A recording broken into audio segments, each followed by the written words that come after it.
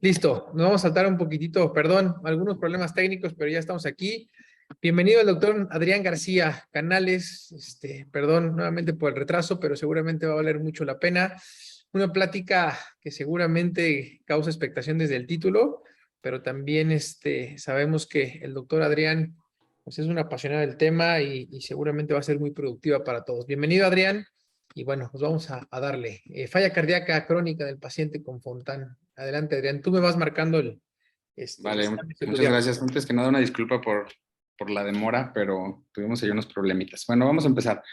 La verdad es que hablar de falla cardíaca en el Fontán es una situación que sigue pues provocando varios tanto conflictos en el entendimiento, y la verdad es que hay muchas limitaciones tanto por las medidas terapéuticas y el manejo que se le da actualmente a estos pacientes. Entonces, pues, la verdad es que hay muchas limitaciones y nada se ha demostrado que funcione. Entonces, bueno, vamos a hablar un poquito más a fondo más adelante. ¿Puedes poner la presentación, Charlie? Dame un segundito.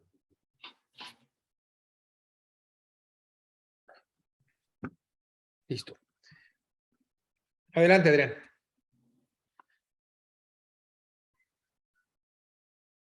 No la veo. Un segundo. Espérame, Ahí que solo voy. estoy viendo tu pantalla. Ya estoy. Listo. ¿Ahí la vemos? Sí, ahí la veo bien. Perfecto.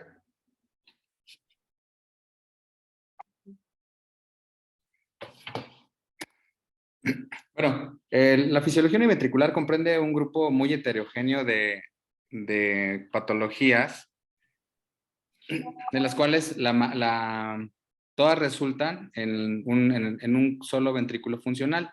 Y la verdad es que hay un número creciente de estos pacientes gracias al avance tanto en las técnicas quirúrgicas como en los cuidados posoperatorios. Entonces, cada vez vamos a ver pues un gran número de pacientes con esta fisiología, y la verdad es que es muy poco lo que podemos ayudarles un poco en el manejo definitivo en esta situación. ¿Puedes darle la siguiente?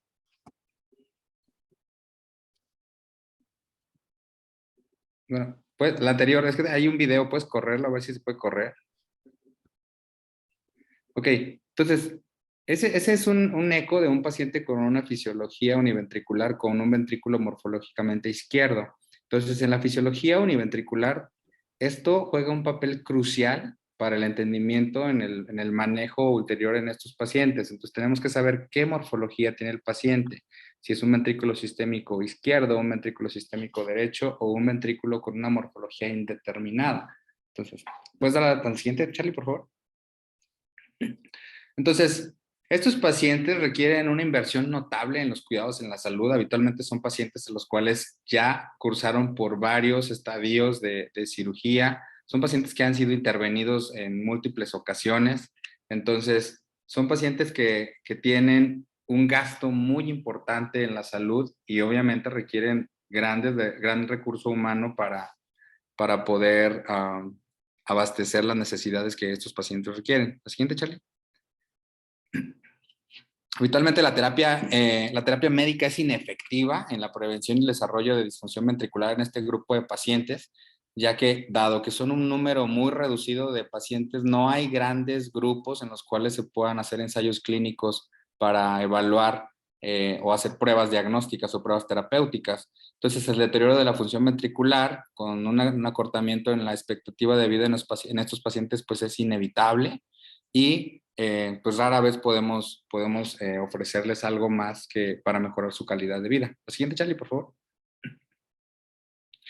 Y algo muy importante, las terapias que han sido exitosas en población adulta no han resultado benéficas en este grupo de pacientes, y eso tiene algo que ver o mucho que ver porque la anatomía es muy diferente. O sea, la anatomía del corazón del adulto es muy diferente a la anatomía del corazón univentricular, y la mayoría de los estudios de falla cardíaca que se han hecho en adultos, pues evidentemente se han hecho en pacientes con fisiología biventricular y con un ventrículo sistémico anatómicamente izquierdo con una funcionalidad pues prácticamente sin intervenciones previas, un paciente que no ha pasado por ningún estadio de cirugía pacientes que tienen un corazón que no ha sido prácticamente tocado. Entonces, la fisiología y la anatomía y los mecanismos adaptativos en este grupo de pacientes está totalmente diferente. La siguiente, Chale. Entonces, la verdad es que la mayoría de los pacientes reportados con fisiología univentricular pues son en Norteamérica, en Estados Unidos, otra gran parte en Europa y una minoría en Asia o en Asia Pacífico. Y la verdad es que en México y América Latina, la verdad es que el número de pacientes que se han reportado son mínimos, la mayoría son resultados anecdóticos de algunos pacientes porque no hay una serie como tal de casos reportados, al menos en nuestro país. Entonces no conocemos o no se conoce cuál es la incidencia global en México, cómo les está yendo a los pacientes con Fontan. O sea, la mayoría de lo que podemos hablar pues son experiencias nuestras de nuestros centros o de los centros en los que hemos estado, cómo les ha ido a los pacientes con Fontan, pero en realidad no hay como tal una base de datos que nos haga a nosotros entender o podamos comprender cuál es la situación actual del paciente con fisiología univentricular, no solo en América Latina, sino en nuestro país.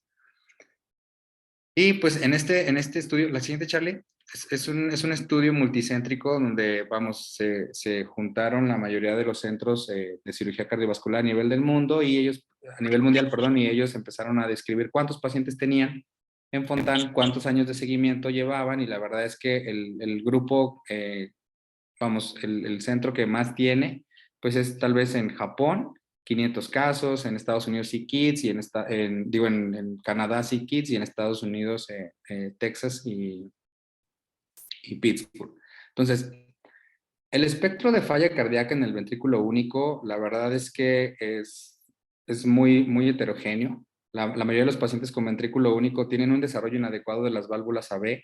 Las conexiones entre las cámaras también son muy diferentes, las vías de salida son muy diferentes o es muy heterogéneo el grupo de patologías.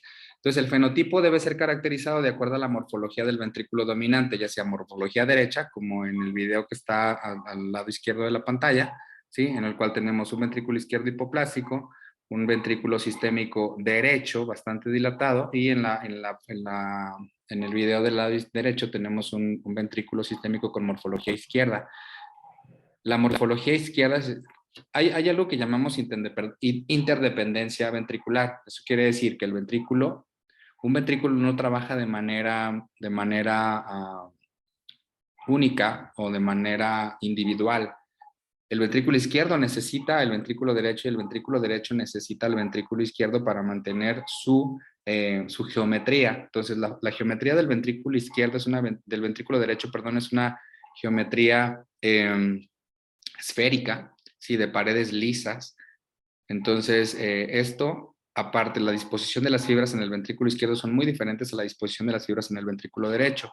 Y el tipo de contracción también es muy diferente. La contracción del ventrículo izquierdo es concéntrica y de torsión, mientras que la contracción del ventrículo derecho es más por acortamiento del área y por un movimiento muy similar al movimiento peristáltico. Entonces requiere una pared rígida, el ventrículo derecho requiere una pared rígida para expulsar o para mejorar su función de expulsión o su fracción de eyección.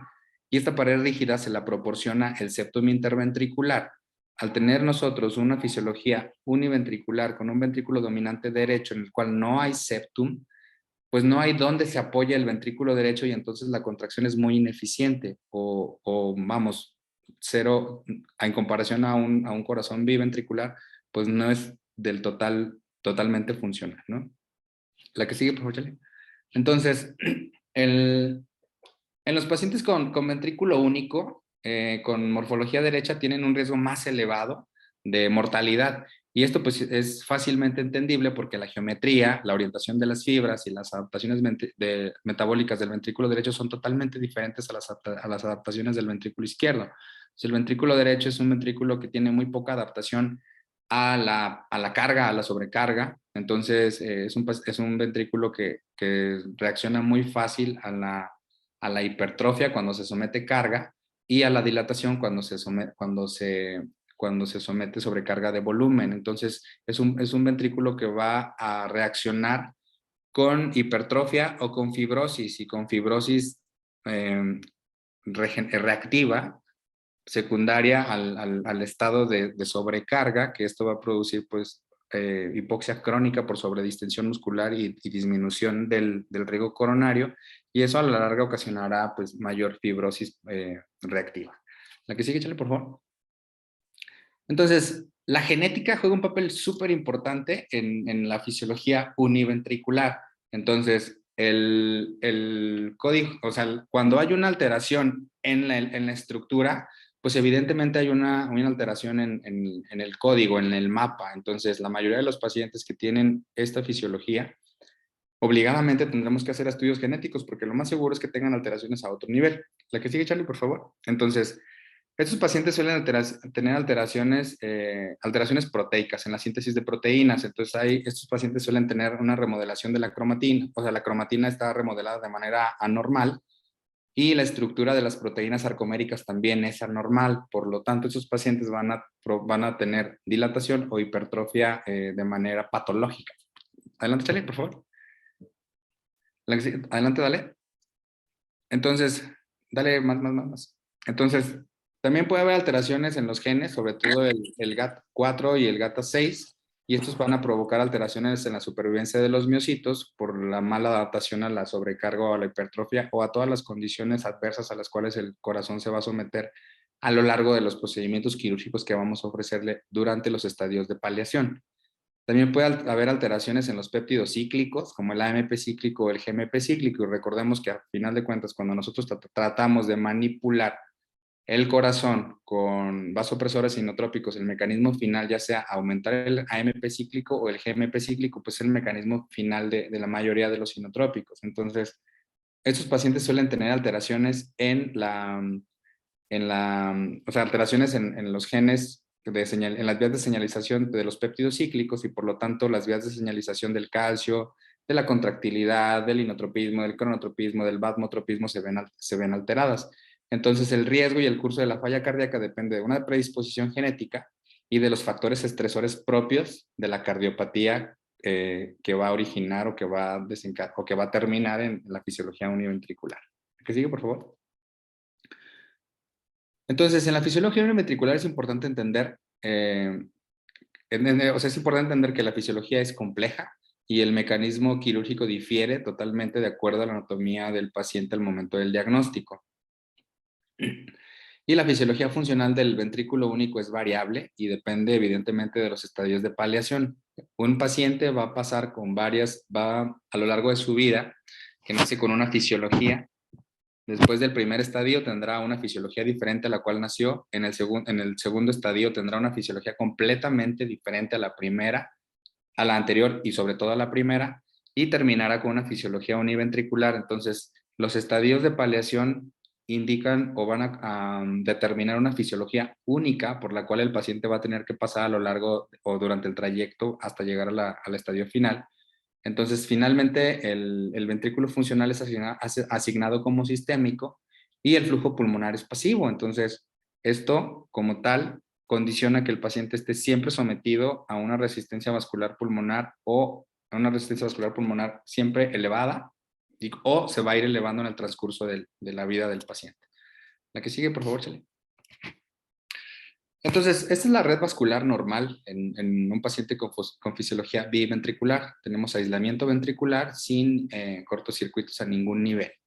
Entonces, normalmente nosotros en este circuito tenemos un circuito de alta presión, que es el arterial, y un circuito de baja presión, que es el circuito venoso. Pero, da clic, chale. Pero tenemos en este circuito un circuito de baja presión, que es la circulación portal. Entonces, la circulación portal tiene la característica que inicia en capilares, ¿sí? Y termina en capilares. Entonces, es un circuito de muy baja presión que depende de la presión de retorno a la circulación o de la presión venosa central. Cuando la presión venosa central se eleva, evidentemente la presión aguas abajo o la presión en el circuito portal también se eleva y entonces tenemos hipertensión porta cuando la presión de retorno de la circulación es elevada y por lo tanto pues, vamos a tener congestión hepática. Entonces, esto pasa normalmente en un paciente con fisiología normal, ¿sí? Pero la circulación portal en el paciente con fisiología univentricular, como lo podemos ver en el lado derecho de la imagen, tenemos una presión sistémica permanentemente elevada, que varía entre 12 y 15 milímetros de mercurio, cuando el Fontan funciona de manera correcta. Entonces, esos 12 o 15 milímetros de mercurio se van a transmitir hacia la presión portal y por lo tanto el paciente con Fontan es un paciente en el cual la presión del capilar hepático o la presión portal es permanentemente elevada y esta responde a varios de los cambios de presión que se producen a lo largo de la evolución de la enfermedad con elevación de la resistencia vascular sistémica. Esto provoca elevación de la presión venosa sistémica y por lo tanto elevación de la presión portal y elevación de todo el retorno de la presión venosa a nivel esplácnico. Entonces, en el paciente con Fontan no existe una bomba que adhiera energía al flujo de retorno a la circulación, o sea, se excluye completamente la función derecha y por lo tanto las resistencias vasculares pulmonares juegan un papel importante en el mantenimiento del flujo pulmonar. Estos pacientes son 100% dependientes de las resistencias vasculares pulmonares. Entonces, en el ventrículo, cuando el ventrículo funcional es asignado como sistémico, ya sea izquierdo o derecho, el flujo pulmonar es pasivo. No hay una bomba subpulmonar. Entonces, depende exclusivamente del retorno, del retorno de la circulación y esta, pues depende evidentemente de la presión pulmonar. En la figura A tenemos una circulación que es normal en la cual la presión atrial, tanto izquierda como derecha, siempre es baja, que puede ser lo más cercano a cero o incluso cero. Entonces, tenemos un ventrículo derecho y un ventrículo izquierdo que generan energía cinética al movimiento de la sangre para impulsarla a través de las vasculaturas, ya sea pulmonar o sistémica. Cuando excluimos nosotros la circulación o el ventrículo subpulmonar, la circulación en el estadio B, en la figura B, la circulación es completamente dependiente de las resistencias vasculares pulmonares. Si las resistencias vasculares pulmonares son bajas, el gradiente transpulmonar también se mantendrá bajo, por lo tanto, el retorno hacia el atrio derecho será con un buen gasto. Pero cuando las resistencias vasculares pulmonares son elevadas, el gradiente transpulmonar suele ser también elevado y por lo tanto no va a haber un retorno venoso adecuado y por lo tanto se compromete el gasto sistémico. Entonces son pacientes con resistencias vasculares pulmonares elevadas y gasto cardíaco bajo. Esto es un estadio de descompensación importante en el Fontan. Entonces, el flujo pulmonar depende del gradiente entre los capilares pulmonares y los capilares sistémicos. Y esto, evidentemente, se mantiene cuando la resistencia vascular pulmonar es baja. Adelante, Cheli.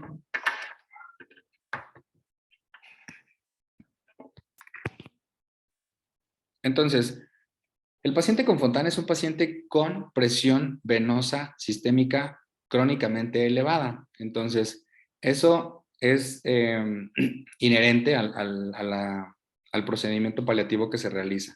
Tenemos un flujo que generalmente es, bueno, un flujo que es no pulsátil, ¿sí?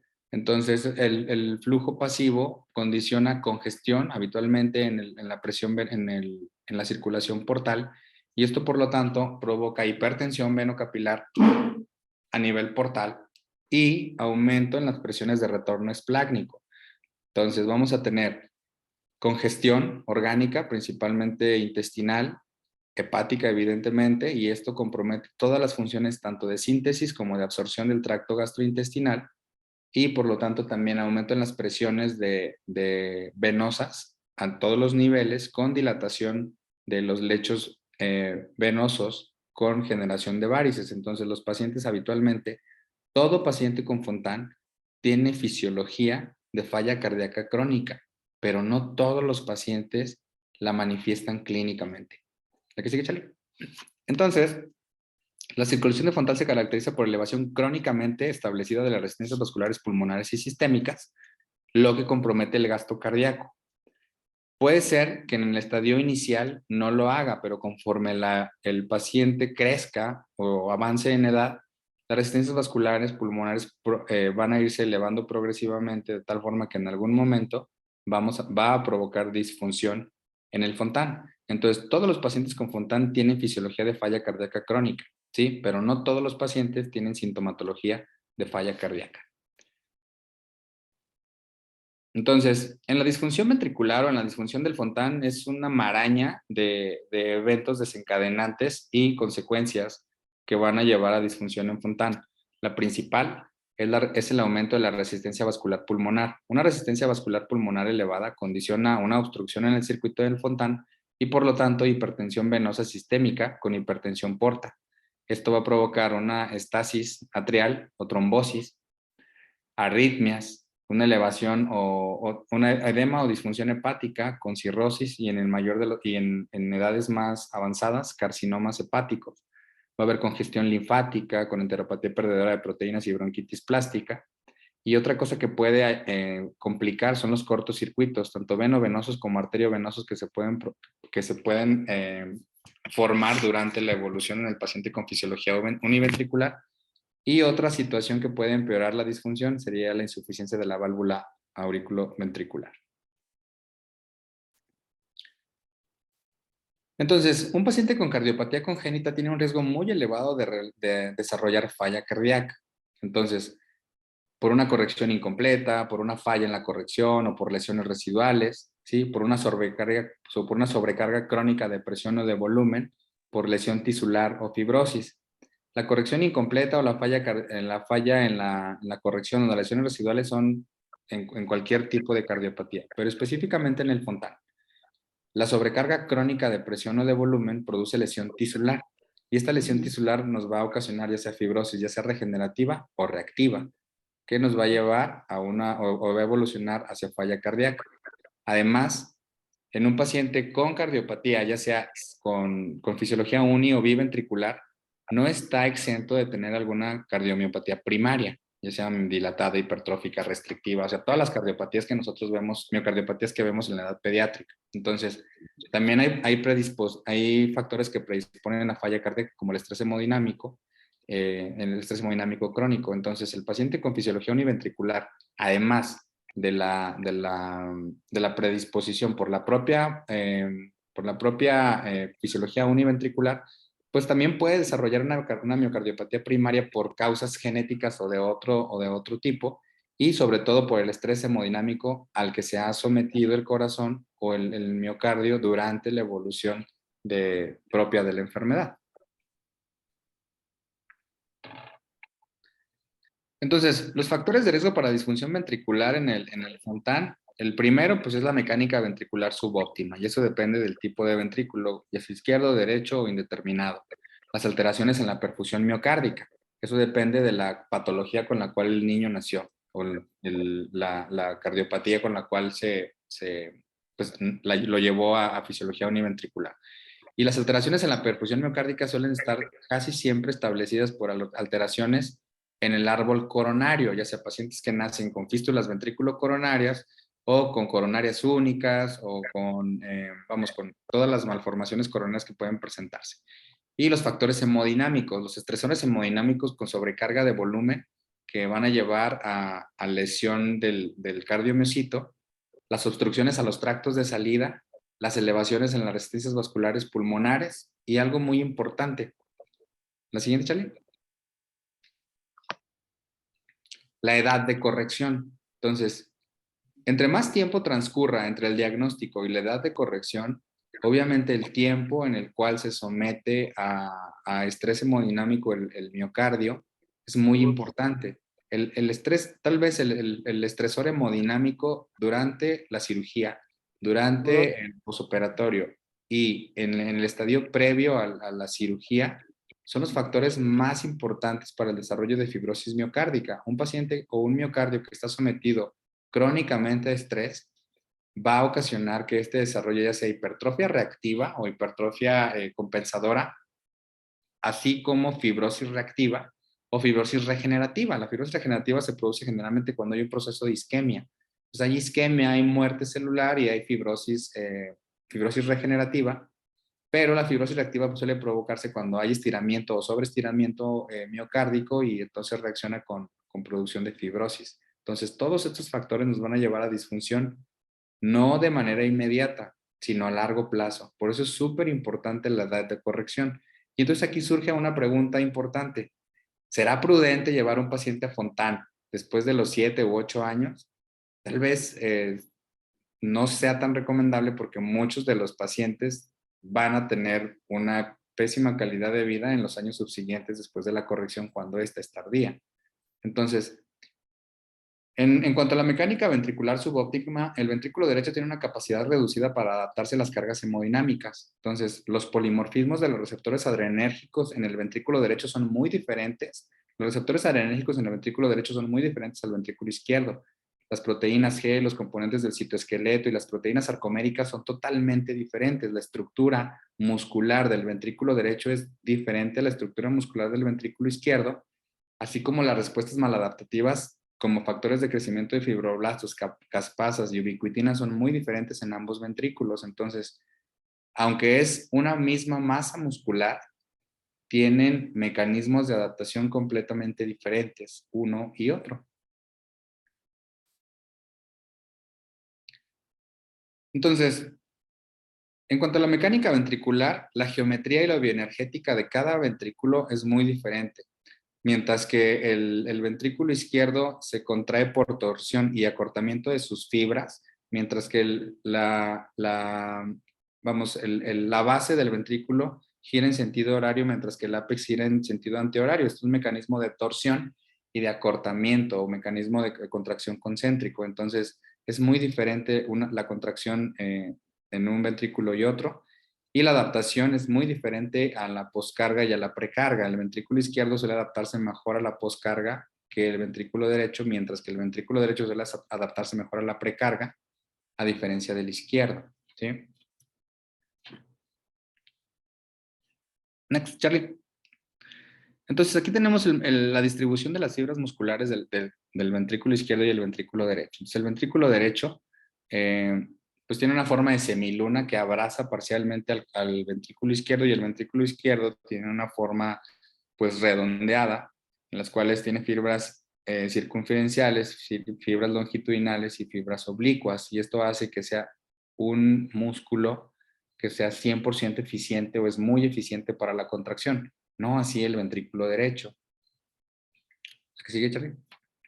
Entonces, el mecanismo de torsión del ventrículo derecho, del ventrículo izquierdo, perdón, mientras el ventrículo, el ápex se contrae o gira de manera antihoraria, la base lo hace en sentido horario, de tal forma que hace como si se exprimiera, o sea, se hace una contracción concéntrica y aparte se exprime. Esa es la forma en la cual se contrae el ventrículo. Entonces, por eso el mecanismo de adaptación es completamente diferente del uno al otro. ¿Qué sigue? Entonces ya habíamos hablado de la perfusión miocárdica. Entonces el miocardio es relativamente adaptable a la isquemia, aumentando la extracción de oxígeno. Recordemos que el lecho capilar es muy diferente, ya sea en el cerebro, en el corazón, o en el pulmón, o en la circulación sistémica, y responden de manera diferente a los mismos mecanismos, a pH, a CO2 o a PO2, mientras que el capilar pulmonar se contrae con exceso de CO2, el capilar cerebral se vasodilata. El capilar esplácnico hace lo mismo, ¿sí? Y es muy diferente el endotelio en los diferentes lechos vasculares. En el corazón, el lecho capilar también reacciona o tiene su mecanismo de adaptación o de autorregulación. Entonces, en condiciones de isquemia, hay un aumento de la extracción de oxígeno y hay vasodilatación coronaria. Entonces, en condiciones de hipoxia severa, puede desarrollarse isquemia. Siempre el miocardio es muy tolerable a la hipoxemia, porque aumenta la extracción de oxígeno en esas condiciones, pero cuando la hipoxemia es severa, este mecanismo se pierde y entonces puede haber hipoxia. Y el estrés parietal, tanto de la precarga como la poscarga, disminuye el flujo de reserva coronario que puede originar hipoperfusión miocárdica. Entonces, cuando nosotros tenemos dilatación del miocardio, pues evidentemente el lecho vascular se comprime y entonces también hay compromiso de la circulación coronaria. ¿La que sigue, por favor, Chele? Y pues existen subgrupos de pacientes con ventrículo único, como atresia pulmonar con septum íntegro, síndrome de ventrículo izquierdo hipoplásico, con estenosis mitral y aórtica, en quienes hay una incidencia más elevada de fístulas ventrículo coronarias o malformaciones en el árbol coronario. Por lo tanto, estos pacientes pues, suelen tener también alteraciones importantes en la perfusión coronaria y desarrollan con mayor rapidez fibrosis. Entonces, las alteraciones coronarias con una distribución anormal del árbol coronario pueden ser insuficientes para abastecer un ventrículo derecho o izquierdo hipertrófico a lo largo de la vida. Entonces, por ejemplo, aquí tenemos una una ventriculografía en la cual podemos ver fístulas ventriculocoronarias. Entonces, esto evidentemente hace que el riego sanguíneo hacia el miocardio sea hasta cierto punto más ineficiente y entonces la lesión a largo plazo se va a establecer con mayor, pues, con mayor frecuencia, ¿sí? Y más marcada en este grupo de pacientes. Y algo muy importante, los estresores hemodinámicos. Entonces, las consecuencias hemodinámicas evolucionan a medida que el paciente avanza en las diversas etapas de la paliación quirúrgica. Entonces, ya hablamos, la condición o la fisiología del paciente con el primer estadio no es igual a la fisiología del segundo estadio. Entonces, el daño hipóxico es generalmente acumulativo y favorece el desarrollo de insuficiencia cardíaca temprana. Y no está claro por qué algunos pacientes con fisiología univentricular toleran estas anomalías de sobrecarga hemodinámica, mientras que otros progresan rápido a insuficiencia cardíaca terminal. La verdad es que esto es muy, muy variable de un paciente a otro, incluso con la misma patología.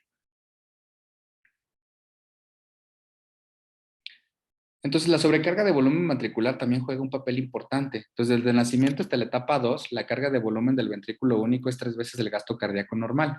Entonces, la tolerancia de sobrecarga puede estar influenciada por la morfología ventricular, izquierda, derecha o indeterminada, y limitar la duración del aumento de carga de volumen minimiza la remodelación patológica del ventrículo. Por lo tanto, las correcciones o los estadios de paliación deben realizarse en tiempo y forma para evitar la remodelación patológica del ventrículo que vamos a determinar como sistémico.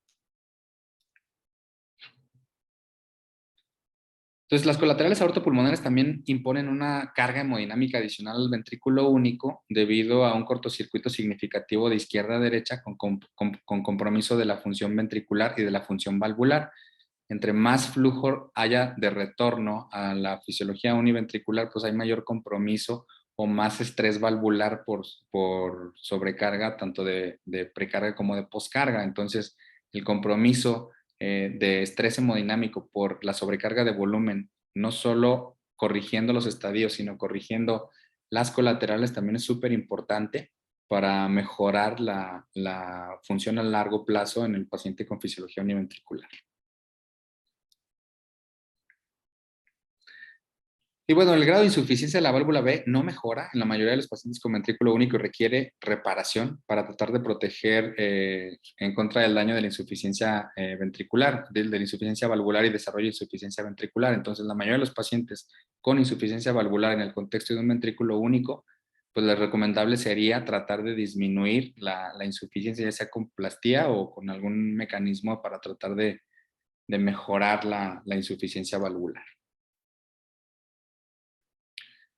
Y pues elevación de la resistencia vascular pulmonar. Entonces ya dijimos, generalmente el principal determinante del gasto cardíaco en el paciente con fisiología univentricular es disminuir el gradiente transpulmonar a través de disminuir la presión o la resistencia vascular pulmonar. Entonces, a menor resistencia vascular pulmonar, mayor retorno hacia el atrio único y por lo tanto mayor retorno hacia el ventrículo único y mayor gasto cardíaco. Entonces, siempre tal vez este sería el blanco para el manejo de los pacientes con falla cardíaca y Fontan. Tratar de mantener siempre una resistencia vascular pulmonar lo más baja posible para permitir un gasto cardíaco adecuado. Y pues los mecanismos más maladaptativos de los que hemos estado hablando. La hipertrofia, generalmente la respuesta adaptativa inicial a los factores estresantes hemodinámicos es la hipertrofia. Sin embargo, con el tiempo se vuelve desadaptativa ya que se asocia a un mayor de insuficiencia cardíaca y arritmias.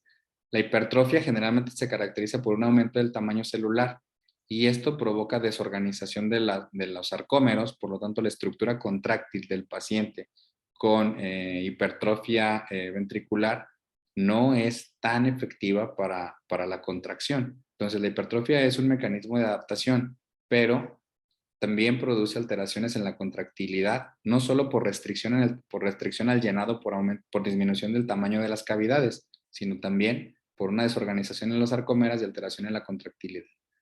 Y la fibrosis ya dijimos, puede ser reparadora para reemplazar las áreas de pérdida de miocitos o puede ser reactiva en respuesta al estrés crónico o a la dilatación crónica o estiramiento de la fibra muscular. Y pues la verdad es que la terapéutica en falla cardíaca en el paciente con fisiología univentricular, pues la verdad es que el número de publicaciones es muy limitado y la mayoría de las publicaciones son con o muy reducido número de casos, con muy pocos casos, ya que no se ha estudiado o no hay un gran grupo de pacientes o no se concentran en un solo centro para tratar de evaluar o de hacer observaciones de acuerdo a un gran número de casos y poder extrapolar los resultados a una población mayor.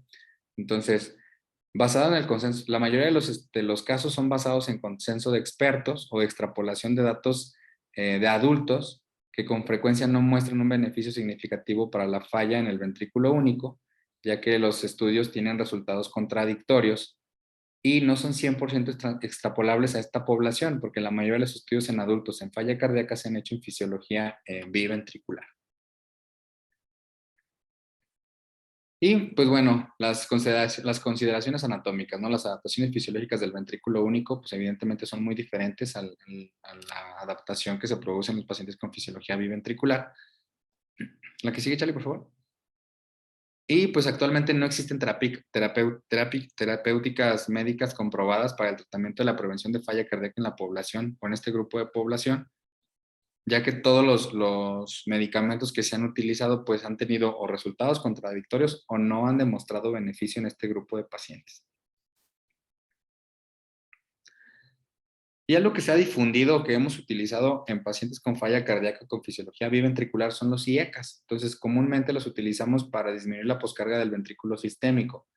Y se ha demostrado que el uso temprano de IECA en pacientes adultos con corazón normal o en pacientes pediátricos con falla cardíaca con corazón normal reduce significativamente la incidencia de insuficiencia cardíaca o muerte o mejora la sobrevida en los pacientes con falla cardíaca establecida. Sin embargo, en los pacientes con ventrículo único no se ha demostrado que tengan un beneficio en este grupo del uso de estos medicamentos.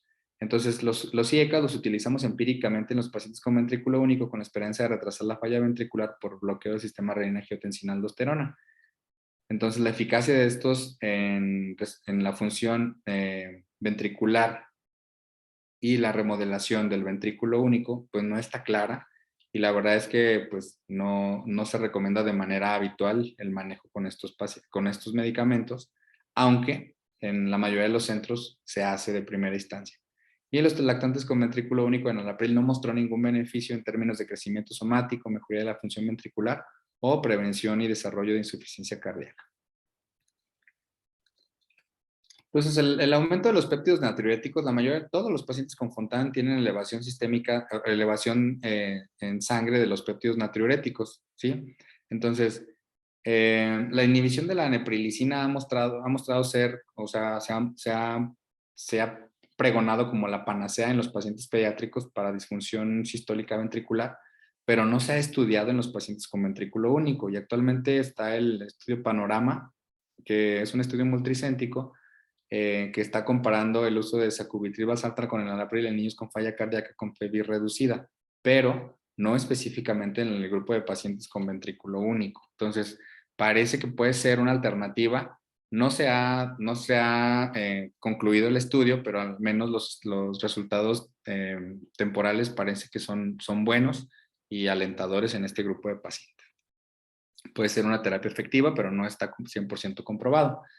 Y las terapias con beta bloqueadores como carvedilol o metoprolol, pues se han utilizado de manera amplia en los pacientes con falla cardíaca crónica, pacientes pediátricos, y se han asociado durante mucho tiempo con mejoras en la función, con una remodelación inversa y reducción en la mortalidad en los pacientes adultos. Sin embargo, el uso de carvedilol en niños con falla cardíaca no demostró beneficio significativo en el grupo de pacientes con ventrículo único, y pues habitualmente los pacientes, los resultados del uso de carvedilol suelen ser deleterios en los pacientes en los cuales tienen ventrículo derecho sistémico. Por lo tanto, no se aconseja de uso rutinario el carvedilol en pacientes con Fontan y sobre todo en pacientes con ventrículo de morfología derecha. Y la terapia inotrópica con inhibidores de fosfodiesterasa a corto plazo pues tiene una eficacia variable. Sin embargo, la terapia crónica con inhibidores de fosfodiesterasa no se asoció con arritmias y aumento en la mortalidad. Por lo tanto, es recomendable su uso en los pacientes con falla cardíaca descompensada aguda, o sea, los pacientes que llegan con una descompensación aguda con un perfil de resistencias vasculares pulmonares elevadas y bajo gasto cardíaco puede ser seguro y efectivo, pero no se recomienda su uso de manera crónica. Y pues lo que hemos discutido, ¿no? El manejo de las resistencias vasculares pulmonares. Las terapias vasodilatadoras pulmonares, tales como los antagonistas de endotelina, de prostenoides o inhibidores de la fosfodiesterasa 5, se han utilizado en los pacientes con ventrículo único. Sin embargo, varios estudios pequeños han sugerido que hay una mejor capacidad, que mejoran la tolerancia al ejercicio cuando se utilizan este grupo de medicamentos, pero pues la verdad es que el rendimiento miocárdico a la reducción de las resistencias vasculares pulmonares pues suele ser muy diferente de un paciente a otro. Los estudios no son concluyentes, entonces la verdad es que tampoco se recomienda de manera rutinaria realizarlo en todos los pacientes. O sea, lo ideal sería estandarizar o individualizar este grupo a los pacientes que vamos a tratar, porque no todos van a responder de la misma manera. Entonces tendríamos que hacer una selección muy juiciosa del grupo de pacientes que vamos a llevar a esta fisiología. ¿La que sigue, Charlie? Entonces, este es un metaanálisis en el cual se trató de buscar todos los estudios que se han publicado para la falla del Fontan y en el cual se utilizaban los vasodilatadores pulmonares como sildenafil e inhibidores de la ECA. Entonces, los estudios concluyen que el sildenafil no mejora la función o no demostró tener resultados clínicamente significativos en este grupo de pacientes. La que sigue, por favor. Igual, o sea, la mayoría concluyeron lo mismo, ¿no? El sildenafil no parece mejorar o la capacidad tanto de tolerancia al ejercicio como de disminución de resistencias vasculares pulmonares en este grupo de pacientes. La que sigue, Yari. La que sigue, la que sigue.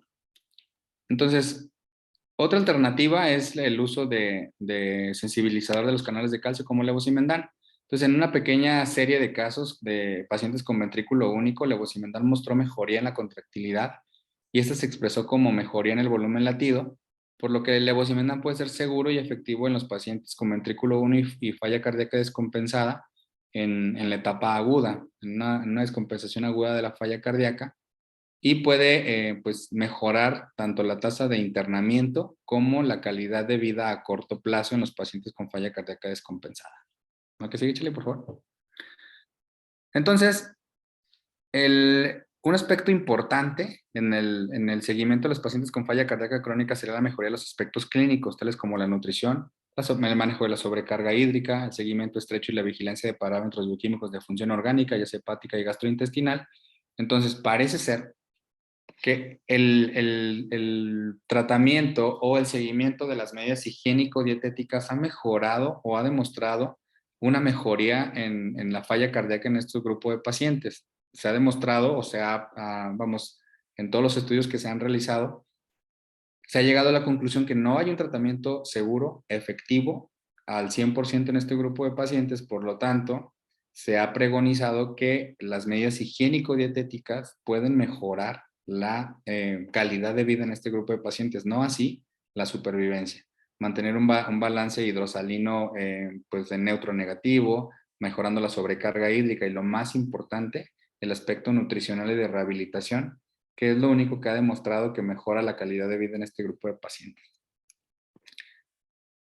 Y otra alternativa sería el trasplante cardíaco. Sin embargo, el trasplante de corazón suele ser la única esperanza de supervivencia a largo plazo en este grupo de población, debido a la anatomía, las historias quirúrgicas de estos pacientes, la alta exposición inmunológica, la fisiología única.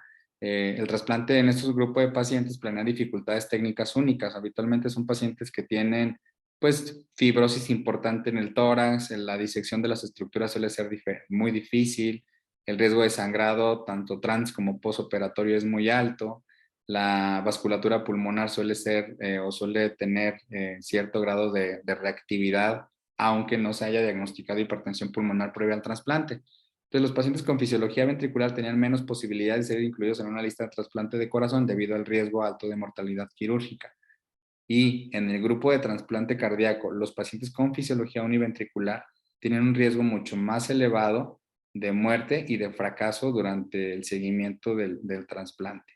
Entonces, la verdad es que el trasplante cardíaco sería el estadio final de paliación en el paciente con fisiología univentricular. Entonces, como conclusiones, la fisiología de ventrículo único requiere una comprensión única, requiere consideraciones únicas, dada la complejidad de las interacciones entre los numerosos procesos tanto genéticos, moleculares y fisiopatológicos, y las interacciones con otras comorbilidades. La etiología genética del ventrículo único va a presentar desafíos únicos respecto al manejo en este grupo en esta población, y la mejoría adicional en los resultados clínicos de la población con ventrículo único depende de perfeccionar la comprensión de los factores que contribuyen a la disfunción ventricular y a la insuficiencia cardíaca en esta población vulnerable.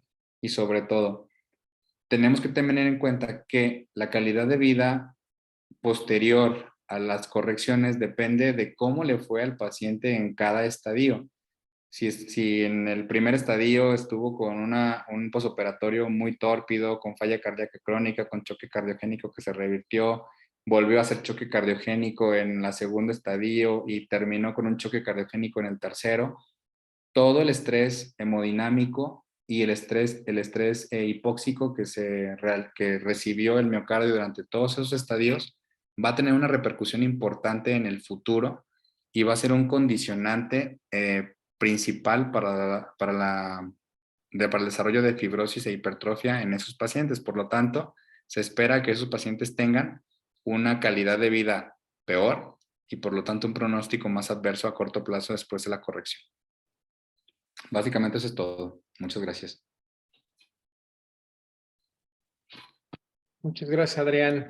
Bueno, pues una plática súper productiva y sobre todo que nos diste un buen panorama de un clavado por todo lo que implica la fisiología de univentricular, la cirugía de Fontán y bueno, muchos aspectos muy fisiopatológicos que nos hacen plantearnos, pues yo creo que muchísimas preguntas que seguramente va a haber en la audiencia. No sé si alguien quiera iniciar con preguntas, dudas, comentarios para el doctor Adrián.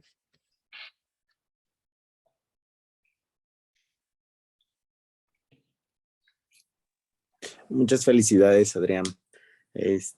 Antes que nada, sobre todo la fisiología es tremenda, ¿no? La fisiología del corazón, univentricular, la verdad es de que la situación que podemos tener, y esta va la pregunta, ¿no? O sea, ¿qué tanto nos puede variar, por ejemplo, si yo tengo mi paciente en Ciudad de México y de pronto se va a Guadalajara y luego a Puerto Vallarta? O sea, la cronicidad nos puede mejorar un poquito esa parte capilar si es que yo lo mudo a la playa o algo así. Sí, exacto. A menor presión barométrica, la concentración de oxígeno es mayor y recordemos que el paciente con Fontana está sometido pues a una elevación crónica de las resistencias vasculares pulmonares y esto puede ser reactivo a muchas situaciones. La hipoxia condiciona que aumente la resistencia vascular pulmonar, la acidosis, los factores estresantes, la tolerancia al ejercicio. Entonces, entre mayor cantidad de oxígeno tenga disponible el paciente, evidentemente la calidad de vida mejorará. Entonces, el hecho de que se muden a un área lo más cercano a nivel del mar, donde la condición o la presión de la fracción inspirada de oxígeno relativamente mayor, favorecida por la presión barométrica, pues evidentemente la calidad de vida o la tolerancia al ejercicio mejorará. Entonces, sí, como en todas las cardiopatías, vivir al nivel del mar, la verdad es que es algo que mejora muchísimo su calidad de Sí, vida. perdón, se me olvidó dirigir un poquito la pregunta. Gracias, sí, lo que esperaba. Y es reversible, o sea, es decir, si ya tenemos un fallo capilar, ¿se puede revertir todo esto? No, habitualmente los pacientes que ya desarrollaron elevación de la resistencia vascular pulmonar, la verdad es que no hay un tratamiento efectivo que haya demostrado mejoría en la disminución de las resistencias vasculares pulmonares. La mayoría de los pacientes que llegan o con Fontan que desarrollan o que están evolucionando hacia desarrollo de enfermedad vascular pulmonar, pues la verdad es que están en un estadio final de la historia natural de esa enfermedad y entonces tendríamos que ofrecerle otras terapias, ya sea trasplante pues en este caso sería un bloque cardiopulmonar, porque la vasculatura pulmonar ya está elevada, entonces probablemente no vayan a tolerar un trasplante en solo miocárdico. Tendría que hacerse evaluación completa previo, pero la verdad es que estos pacientes ya tendrían que ir al cuarto estadio, que en este caso sería el trasplante cardíaco. Muchas gracias, Adrián. Hay una pregunta de Lina. Lina presentó hace poco las complicaciones que podíamos tener en el Fontán fallido. Y ella nos pregunta, ¿cuál es el esquema de manejo y estudios con el Fontán fallido? O sea, ¿qué es lo que regularmente nosotros, cuando ustedes están haciendo, ¿no? ¿Cómo lo estudias? ¿Y en qué casos? Esa es buena pregunta. ¿Regresas a Glenn? ¿Y cuándo? Asistencia ventricular. Híjole. Bueno, pues la verdad es que nosotros le damos seguimiento a todos los Fontán, generalmente con pruebas de función hepático, pruebas de función renal y sobre todo el aspecto nutricional. Entonces, casi todos los pacientes, o al menos la mayoría de los pacientes con Fontán que hemos visto, tienen alguna lesión o algún daño orgánico ya, ¿sí? La mayoría, al menos de todos los que me ha tocado ver, tienen alteración en la absorción de proteínas, microtrombosis, pues falla cardíaca descompensada, que están regresando al hospital mínimo una vez al mes, a veces cada 2 meses por falla descompensada por ganancia hidrosalina. Entonces, que tenemos que estar ya sea con inotrópicos intravenosos, aumento de diuréticos, anticoagulantes, tenemos que mejorar muchísimo la nutrición. Entonces, la verdad es que el seguimiento nutricional en estos pacientes es súper importante. Las pruebas de funcionamiento hepático, que habitualmente los llevamos cada 6 meses para evaluar cómo va la función hepática, porque recordemos que el aumento de la presión portal condicionará desarrollo de fibrosis, cirrosis y desarrollo de todas las complicaciones hepáticas que la mayoría de las veces van a ser como el desenlace final de los pacientes con Fontán. Entonces, ¿cuándo llevar un paciente a asistencia? La verdad es que primero tenemos que ver el panorama. La mayoría de los pacientes con Fontán o con fisiología univentricular son pacientes con muy bajos recursos y con un nivel sociocultural bajo. Entonces, el simple hecho de llevar un paciente con Fontán a trasplante cardíaco, ya sea que sea un buen candidato, pues tenemos que tomar en cuenta todo ese aspecto, dónde vive, qué acceso tiene a los recursos de salud, en cuánto tiempo lo vamos a tener disponible si tiene alguna complicación, el tiempo de traslado desde su lugar de origen hasta el centro donde va a recibir la atención, si tiene la oportunidad de recibir los medicamentos inmunosupresores, ya sea que tenga la capacidad económica para comprarlos o que tenga el acceso a un seguro médico que se los pueda proporcionar. Entonces, si ya tenemos todo eso y el paciente vemos que es elegible a trasplante cardíaco y llega con nosotros con deterioro importante de la función cardíaca, recordemos hay una escala que llamamos Intermax que nos ayuda a nosotros a decidir cuándo vamos a llevar un paciente a asistencia y cuándo no. Entonces, un paciente que llega con nosotros en Intermax 3, 4 con falla cardíaca crónica en el contexto de un paciente con Fontán, sería un paciente elegible a asistencia circulatoria mecánica. Entonces, también tenemos que tomar en cuenta qué dispositivo, de acuerdo al peso, a la talla y a la esperanza de llevarlo a un trasplante a corto o mediano plazo. De acuerdo a eso, también vamos a decir qué tipo de dispositivo vamos a utilizar, un dispositivo de corta, de mediana o de larga duración. Y eso es en México, pues la verdad es que no tenemos experiencia en pediatría, o sea, en asistencia circulatoria mecánica de larga duración en pediatría no hay. Y en adultos también la experiencia es limitada. Entonces podemos utilizar dispositivos de corta y de mediana duración, pero con miras o como puente a trasplante, tomando en cuenta todo lo que ya dijimos del paciente con Fontán que ha sido expuesto tanto a múltiples cirugías, la condición del tórax al momento del abordaje quirúrgico va a ser compleja y la exposición inmunológica. Habitualmente son pacientes que fueron multitransfundidos, o sea, son pacientes que la verdad es que la evaluación pretrasplante es compleja por todas las condiciones en las cuales ya han sido o han pasado. Entonces, un tratamiento específico no hay. La verdad es que tenemos que individualizar el paciente y tratarlo de acuerdo a la causa que en este momento lo esté descompensando. El manejo hidrosalino, la nutrición, la pérdida de proteínas, las complicaciones pulmonares secundarias a la a la fuga de proteínas o de material proteínazo alveolar. O sea, la verdad es que aquí tratamos de manejar la causa que lo está desencadenando o lo está descompensando, pero sabemos que no estamos tratando la causa primaria, o sea, estamos tratando una consecuencia de la causa primaria. Y la causa primaria es cambiar todo, o sea, hacer un recambio ya sea de corazón y pulmón. Eso sería el tratamiento definitivo. Perfecto, Adrián. ¿Alguna consideración con el regresarnos al segundo estadio, a hacer Glenn? Pues es que cuando tú tienes un Fontan, en el contexto de un Fontan fallido, tú ya tienes un paciente, o sea, un paciente con falla cardíaca crónica por Fontan fallido, pues tienes un paciente en el cual las resistencias vasculares pulmonares ya son elevadas. O sea, regresar a Glenn sería exactamente pues algo de lo mismo. No vamos a mejorar la función pulmonar. Sería un paciente que esté crónicamente con elevación vascular pulmonar, con elevación de la presión, resistencia vascular pulmonar. Entonces, básicamente, o sea, no es una opción. Regresar a Glenn no es una opción porque básicamente es exactamente la misma. No estás corrigiendo la causa que está desencadenando la disfunción, ¿sí? En el contexto de estos pacientes, pues ya tendrías que irte o valorar el cuarto estadio.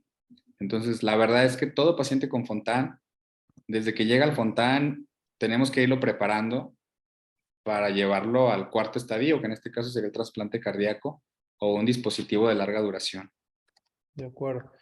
El doctor Bolio nos dice que hay algunos estudios en que la digoxina, la gran olvidada, mejora la sobrevida en los interestadios. ¿Algún comentario? Mira, la verdad es que no hay, bueno, desconozco, no he leído artículos relacionados a digoxina. La mayoría de lo que se ha publicado, pues, son inhibidores de fosfodiesterasa, los inhibidores de neprilicina, los inhibidores de ¿cómo se llama? Los antagonistas de aldosterona, los antagonistas ¿cómo se llama? Los ARA2. Entonces, bueno, no me llega ahorita a la mente ningún estudio que compare el uso de digoxina. La verdad es que no lo sé. Te mentiría porque no estoy, vamos, en lo que he revisado no he leído de digoxina todavía, pero pondré a leerme respecto. De acuerdo. La doctora María Esther Santillán dice muy didáctico, ¿cuál sería el mejor momento para iniciar el tratamiento para la afección hepática? ¿Es posible retrasar esta complicación y con ello la calidad de vida de estos pacientes? No. O sea, recordemos que todos los tratamientos que nosotros damos, tanto para la rinitis plástica, para la enfermedad, para la enteropatía por de proteínas, para la microtrombosis, tanto intestinal como a nivel de miembros inferiores, o sea, cualquier lecho venoso, son consecuencias. O sea, es algo que se originó por la falla primaria del Fontan. Entonces, vamos, no hay forma de que nosotros podamos mejorar esa situación porque no estamos tratando la causa propia. O sea, vamos, la causa en sí pues es quitarlo, cambiar todo, ¿no? De acuerdo. Doctor Zárate, adelante. No, pues felicitar primero que nada a Adrián, la verdad es que es un tema, como dices, fascinante, pero la verdad es que complejo. Complejo, yo creo que es una revisión muy buena ahí de la fisiopatología. Yo también, pues siempre te preguntas si te quedas con la duda, la incertidumbre de en qué momento si desmontar o regresar o llevar a un paciente a asistencia, porque pues sí, en nuestro medio, como bien decía Adrián, ¿no? El hecho de tener los fontanes pues considerados tardíos ya en primer mundo, te deja en un escenario complejo, ¿no?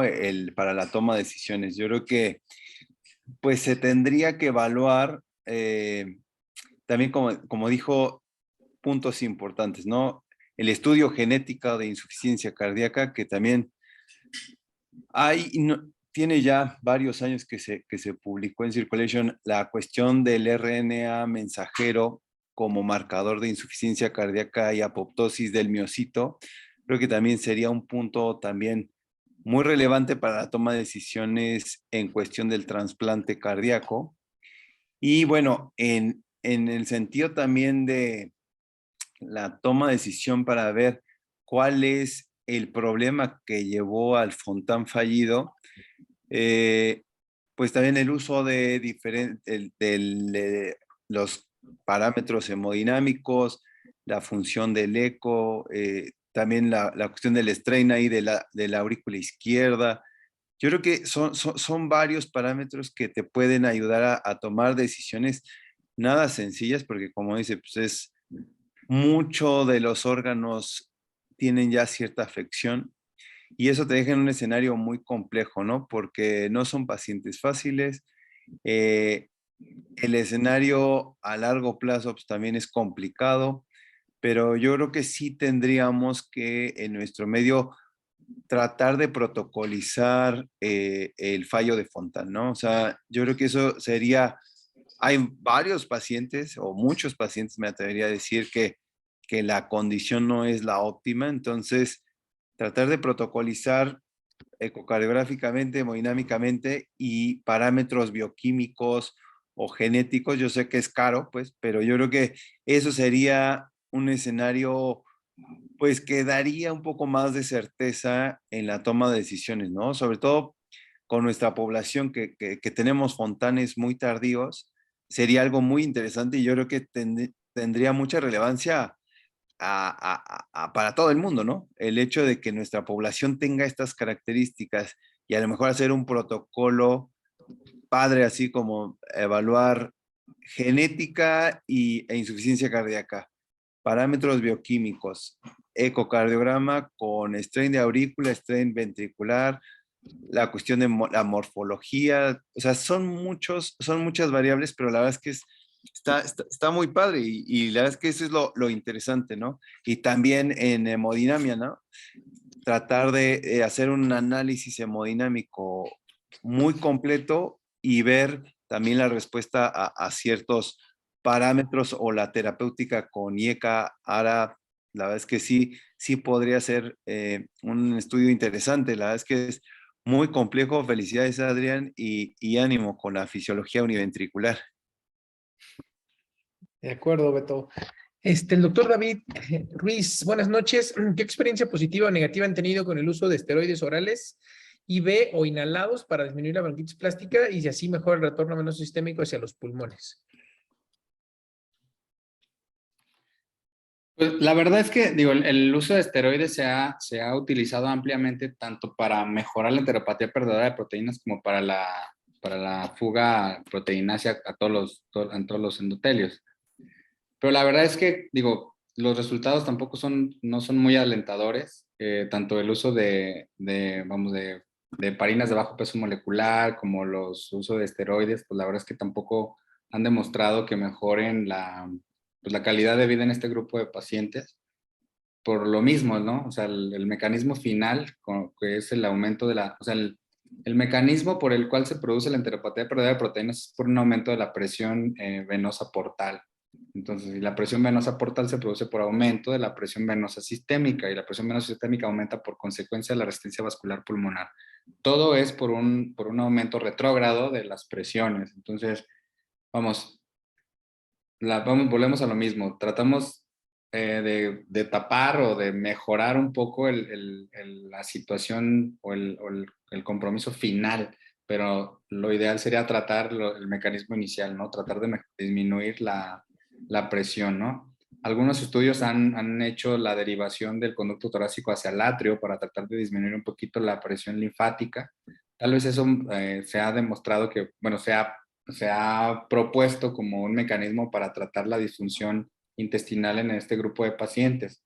Pero es una medida paliativa también, tratando de insertar el conducto torácico al atrio único, que en este caso tendría una presión un poco más baja que la presión venosa sistémica. Y de esa manera curar un poquito, aliviar las complicaciones secundarias a la hipertensión venosa linfática, perdón. Pero la verdad es que tampoco no se hace en todos los centros. Los resultados, pues, unos dicen sí, otros dicen no. No hay como tal un grupo bien establecido y solo hay pocos centros donde se empieza a hacer y que empiezan a ganar experiencia. Bastaría ver cómo les va en un futuro, porque no hay como tal ahorita un buen grupo pues en el cual muestren que hay resultados favorables. De acuerdo, gracias. Doctor Bolio, adelante. Bueno, en primer lugar, Adrián, muchas felicidades. disfruté muchísimo la presentación, sobre todo porque todo lo que ibas diciendo, estoy completamente de acuerdo. Todo lo que o sea, fuiste diciendo muchas cosas que contradicen lo que siempre habíamos pensado. Por ejemplo, todo lo que tiene que ver con el manejo de falla cardíaca en biventricular y que no nos va a servir en univentricular precisamente porque pues nada más tenemos un ventrículo. Por ejemplo, el uso de beta bloqueadores, como que choca mucho usar beta bloqueadores, carvedilol, por ejemplo, en manejo de falla cardíaca cuando nada más tienes un ventrículo. Estoy de acuerdo, la verdad, con todo lo que revisaste. También, por ejemplo, o sea, quiero hacer algunas precisiones de lo que se ha mencionado. Uno, por ejemplo, del uso de esteroides, o de lo que me voy acordando, del uso de esteroides. Sí, estoy de acuerdo, sí mejoran la consecuencia, pero como tú dices, no estamos tratando la causa original, estamos tratando nada más las consecuencias, es decir, son sintomáticas. ¿Por qué? Pues porque la hipertensión venosa propia del Fontan inflama los endotelios y el esteroide medio los desinflama y permite a lo mejor una mejor absorción transitoria de las proteínas, pero pues nada más nos mejora por un corto tiempo la absorción de proteínas cuando hay enteropatía perdedora de proteínas. Y lo mismo a nivel pulmonar, puede mejorar un poco ahí la inflamación bronquial o del endotelio alveolar, pero también no estamos tratando la causa.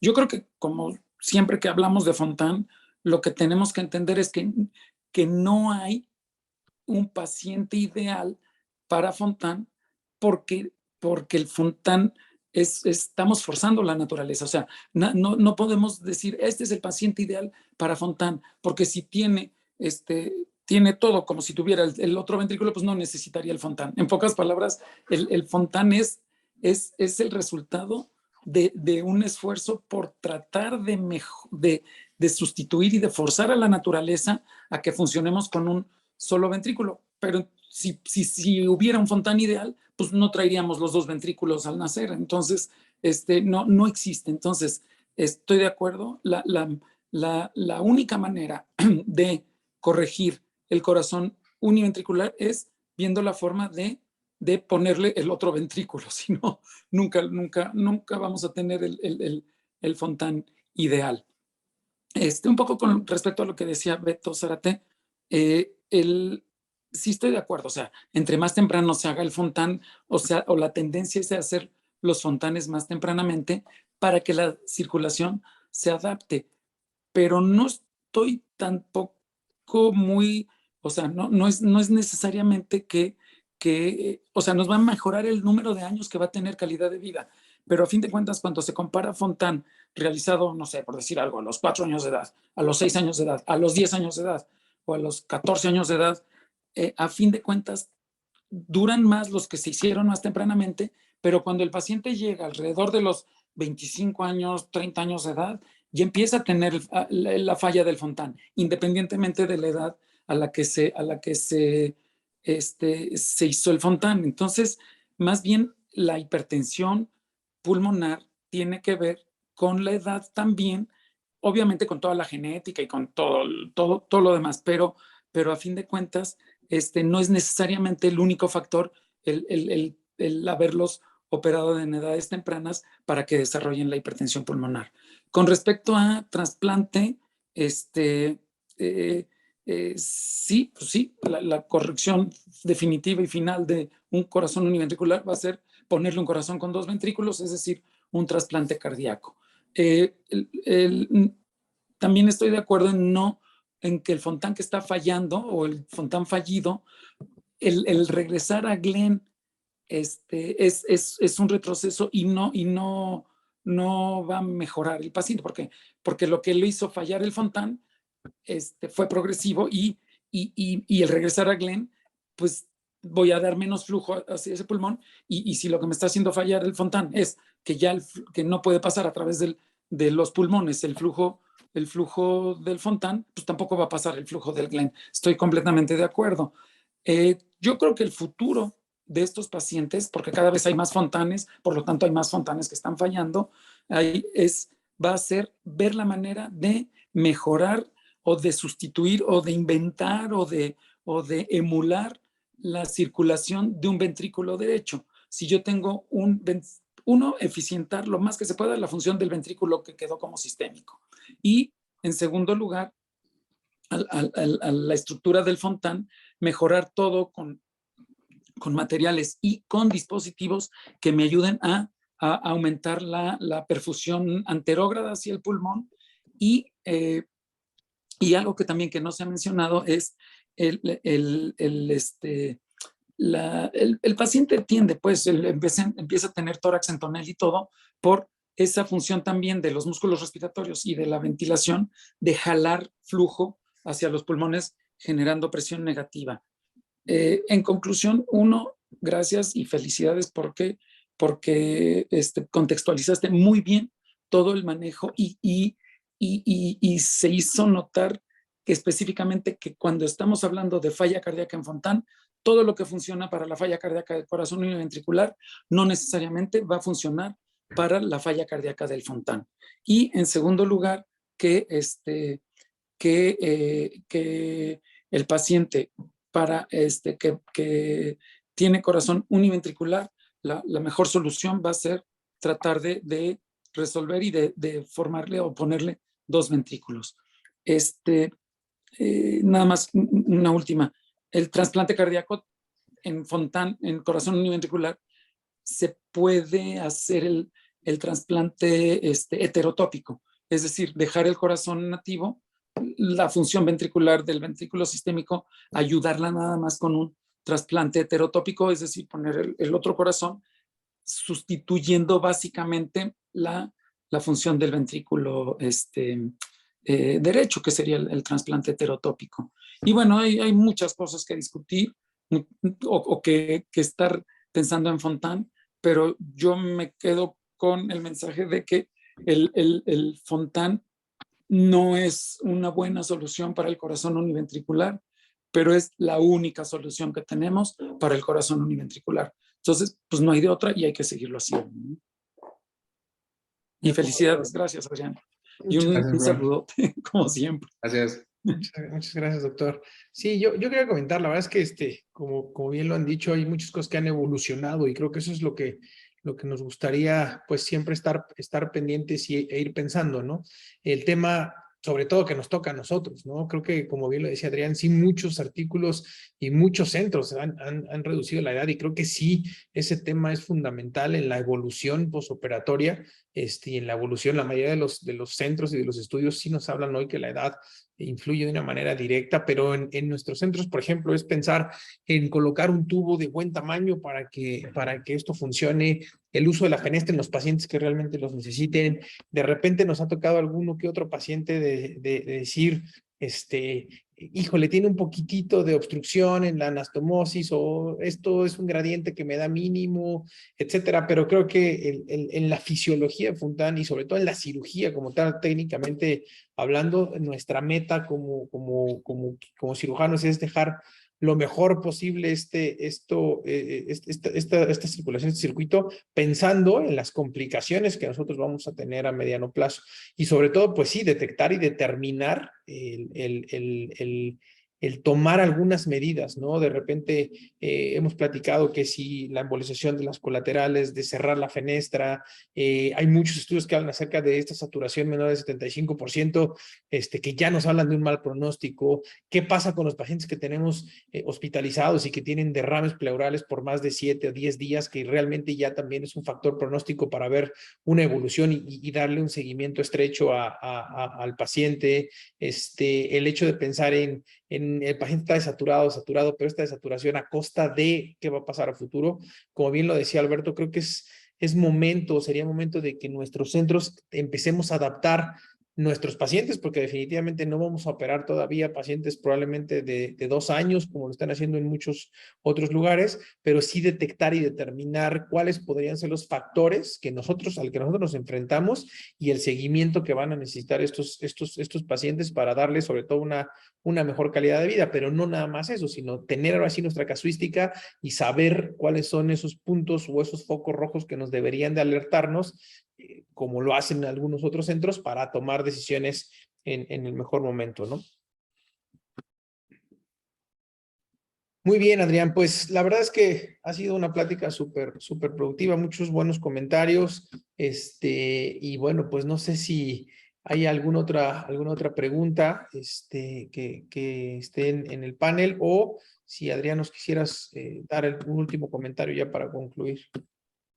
Sí, bueno, la verdad es que algo que sí es súper importante es en el manejo posoperatorio, las complicaciones. O sea, siempre debemos tomar en cuenta que un paciente que llevamos a una fístula sistémico-pulmonar y tiene un posoperatorio muy tórpido, todavía le falta el GLEN, ¿no? Y en el GLEN tiene otro comportamiento muy, vamos, un posoperatorio igual de tórpido, isquemia, falla cardíaca importante, aguda en el posoperatorio. Vamos, ya lleva un segundo evento de lesión miocárdica. Entonces, todos esos eventos de lesión miocárdica, el miocardio reacciona con fibrosis. Entonces, llegamos a un tercer estadio que es Fontan, y igual, si ese paciente vuelve a tener otras complicaciones o un posoperatorio muy malo, pues la verdad es que todos esos son sumatorios. O sea, la isquemia al principio, y aparte, el paciente que llevamos a fístula sistémico pulmonar, o bueno, a un primer estadio, entra en una situación de gravedad. O sea, es un paciente que la mayoría de las fístulas se hacen de manera urgente relativa, pues porque necesita el paciente este hipoxémico, ¿no? Entonces, ya tiene un evento de descompensación, y aparte cursa un posoperatorio con muy tórpido, ¿no? Entonces ya es un evento que que le va a ocasionar lesión miocárdica. Entonces, todos esos son alteraciones que son sumatorias. Entonces, a final de cuentas, eso influye en la vida a largo plazo del paciente. Entonces, la verdad es que es muy importante el manejo posoperatorio en este grupo de pacientes, y debemos siempre, pues, ser lo más juiciosos posible, tratarlo, es una situación que complicará mucho el estadio final, ¿sí? O sea, si no tenemos un cuidado posoperatorio adecuado, no le va a ir tan bien al final. Vale. De acuerdo. Muy bien, Adrián. Pues muchísimas gracias a todos por su presencia, por su asistencia. La próxima semana el doctor Enrique Pasos nos va a hablar de un tema que él está protocolizando, pero sobre todo que le está apasionando, que es siempre buscar el trabajo en equipo, el buscar siempre los mejores protocolos para nuestros pacientes operados de cardio. Y bueno, pues seguramente va a ser una buena sesión. Ya les haré llegar ahí los